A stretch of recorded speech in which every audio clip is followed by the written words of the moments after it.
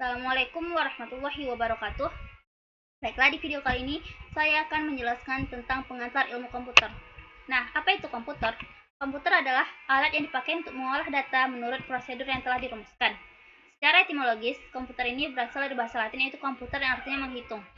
Kemudian secara terminologis, komputer didefinisikan sebagai seperangkat alat elektronik yang menghubungkan komponen satu dengan yang lainnya sehingga menghasilkan informasi yang sebelumnya telah diolah terlebih dahulu. Adapun menurut KBBI, komputer adalah alat elektronik yang bekerja secara sistematis dan cermat untuk mengolah berbagai macam data seperti angka, suara, dan gambar.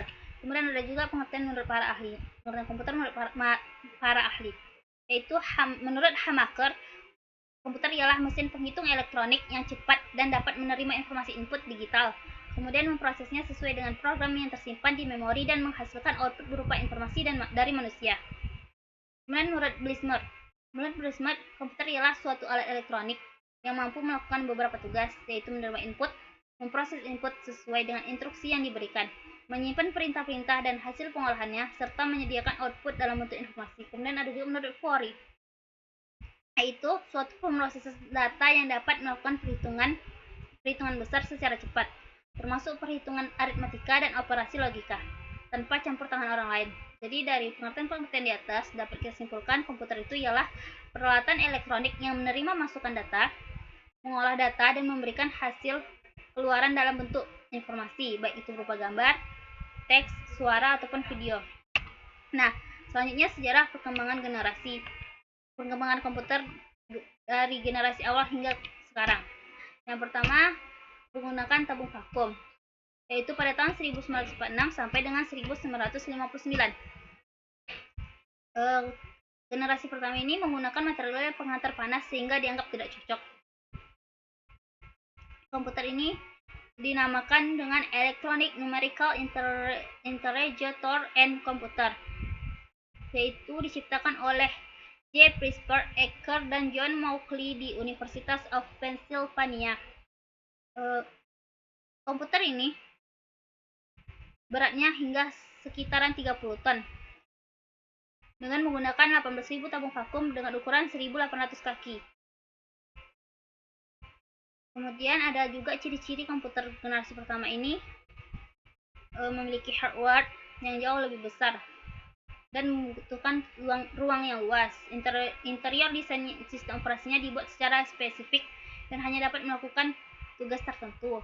Programnya hanya dibuat memakai bahasa mesin, menggunakan silinder magnetik untuk menyimpan data, membutuhkan data listrik yang sangat besar, butuh mesin pendingin karena cepat panas, kapasitas penyimpanannya sangat kecil, kinerjanya lambat, terus memakai konsep storage program dan menggunakan magnetic core sebagai memori utama, menggunakan tabung hampa sebagai sirkuitnya. Kemudian ada juga komputer generasi kedua, yaitu transistor yang pada tahun 1959 hingga sampai 1965.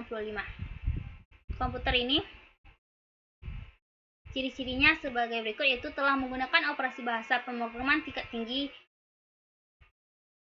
kapasitas memori utama menggunakan magnetic core storage, menggunakan simpanan eksternal seperti magnetic tape dan magnetic disk, mampu memproses secara real time dan real sharing. Ukuran fisiknya jauh lebih kecil dibandingkan komputer generasi pertama. Kinerjanya lebih cepat, daya listriknya lebih kecil. Pemakaian program ini tidak lagi terpaku pada aplikasi bisnis, namun juga pada aplikasi teknik. Kemudian ada juga generasi yang ketiga, yaitu Integrated Circuit, yang disingkat biasanya dengan IC.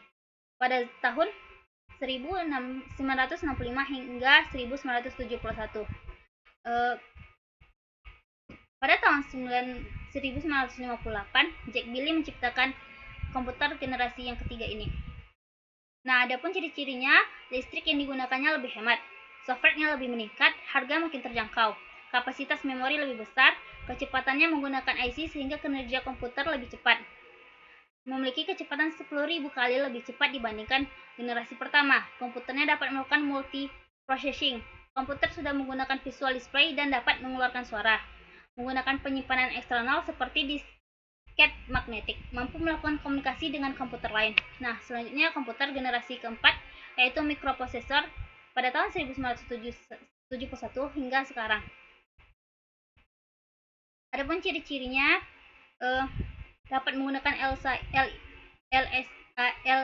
LSI, sudah memakai semikonduktor dan mikroprosesor yang berbentuk seperti chip untuk memorinya, dipasarkan pada sektor perorangan. Dan tidak hanya komputer ini bisa diletak di dalam ruangan, tapi bisa juga untuk dibawa seperti laptop. Kemudian komputer generasi kelima ini artificial intelligence, yaitu pada saat sekarang hingga untuk masa depan. Generasi ini sebenarnya masih tahap pembangunan, yang mana generasi ini akan mempunyai teknologi yang dibuat berdasarkan kecerdasan buatan. Adapun ciri-cirinya, komputer ini masih menggunakan teknologi LCE, memiliki fitur yang terus berkembang setiap tahunnya, semakin cepat dalam pemrosesan informasi. Komputer memiliki kemampuan untuk mendengar, berbicara, melihat, dan bisa lebih canggih lagi, bahkan dapat memberikan kesimpulan layaknya seperti manusia. Kemudian selanjutnya kapasitas penyimpanan komputer dan internet dari awal hingga sekarang. Yang pertama, penyimpanan komputer. Penyimpanan komputer ini kapasitasnya ada bit, yaitu disingkat dari binary digit atau angka binar. Nilai dari bit ini hanya 0 dan 1. Bit inilah kapasitas yang paling kecil. Kemudian selanjutnya ada byte. Byte ini merupakan kumpulan bit terkecil yang dapat diterjemahkan atau dimengerti oleh komputer. Byte ini berbentuk 8 bit. Jika digambarkan dengan angka desimal, byte terdiri dari 0 hingga 255. Byte juga bisa mewakili angka, huruf, serta simbol dalam bentuk AICII. Contohnya adalah ketika Anda mengetik huruf A, maka pada notepad maka akan terbaca kodenya yang bernilai binar 1100.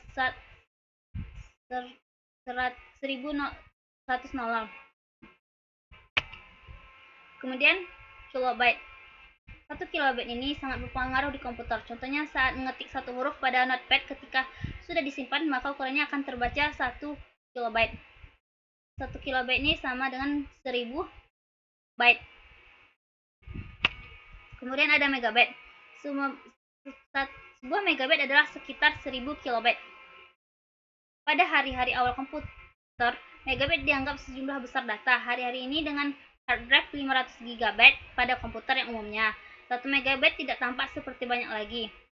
Floppy disk selama 3–1,5 inci dapat menyimpan 1,44 megabyte atau setara dengan sebuah buku kecil. 100 megabyte mungkin memegang beberapa jilid dari ensiklopedia. 600 megabyte adalah tentang jumlah data yang akan muat di disk CD-ROM. Kemudian ada gigabyte. Gigabyte ini 1 gigabyte sama dengan 1000 megabyte. Gigabyte ini masih umum ketika mengacu pada tingkat penyimpanan konsumen saat ini. Meskipun sebagai besar, hard disk biasa diukur dalam terabyte akhir-akhir ini. Misalnya seperti drive USB dan banyak lagi hard disk yang lainnya. Adapun contoh-contohnya yaitu 1 gigabyte sama dengan kurang lebih 10 yard buku di rak. 4,7 GB sama dengan kapasitas 1 disk DVD ROM. Adapun terabyte, 1000 GB sama dengan 1 terabyte. Adapun contoh-contohnya yaitu 1 terabyte bisa 200 lagu 5 menit, 310.000 gambar atau senilai dengan 500 jam film. 10 terabyte jumlah data yang dihasilkan sama dengan jumlah data yang dihasilkan oleh teleskop luar angkasa per tahunnya. 24 terabyte jumlah data pada tempat recovery data. Adapun kemudian petabyte. Petabyte ini adalah sekitar 1000 terabyte atau 1 juta gigabyte. 1 petabyte bisa memuat sekitar 20 juta atau 4 pintu lemari arsip penuh teks. Itu biasanya memegang 500 miliar halaman standar teks dicetak. Ini akan memakan waktu sekitar 500 juta disket untuk menyimpan jumlah data yang sama. Kemudian ada exabyte. Nah, exabyte ini 1000 petabyte sama dengan 1 exabyte. Raksasa teknologi exabyte ini seperti kayak Amazon, Google, dan Facebook yang memproses jumlah data yang tidak terpikirkan. Kemudian ada zettabyte. Zettabyte ini adalah 1000 exabyte sama dengan 1 zettabyte. Kemudian ada yottabyte. 1 yottabyte sama dengan 1000 zettabyte. Butuh sekitar 11 triliun tahun untuk mendownload file yottabyte dari internet menggunakan broadband berkecepatan tinggi. Kemudian ada juga lagi brontobyte. Brontobyte ini sama dengan 1000 yottabyte. 1 brontobyte sama dengan 1000 yottabyte. Satu-satunya yang ada mengatakan tentang brontobyte ini adalah bahwa ia adalah angka 1 yang diikuti dengan 27 nol. Adapun gigabyte sekitar 1 gigabyte sama dengan 1000 brontobytes. Adapun data tabelnya bisa dilihat di PowerPoint ini tersebut. Kemudian kapasitas penyimpanan internet. Adapun satuan bandwidthnya yaitu bps atau bits per second. 1 bps itu sama dengan adalah ukurannya sangat kecil. Kemudian ada kbps, kilobyte per second. 1 kilobyte per second sama dengan 1000 bps. Kemudian ada megabyte per second. 1 megabyte per second sama dengan 1 juta bps atau 1000 kilobyte per second. Adapun kemudian gigabyte per second, yaitu 1 gigabyte per second sama dengan 1 miliar bps atau juga sama dengan 1000 megabit per second. Kemudian ada terabit per second, yaitu 1 terabit per second sama dengan 1000 gigabit per second. Perusahaan-perusahaan penyedia internet biasanya menggunakan ukuran-ukuran seperti di atas.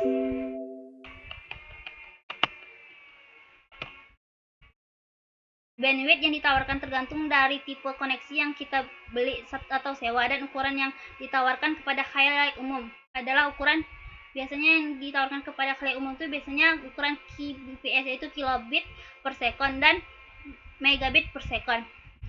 Bisa dilihat dari data-data dari tabel berikut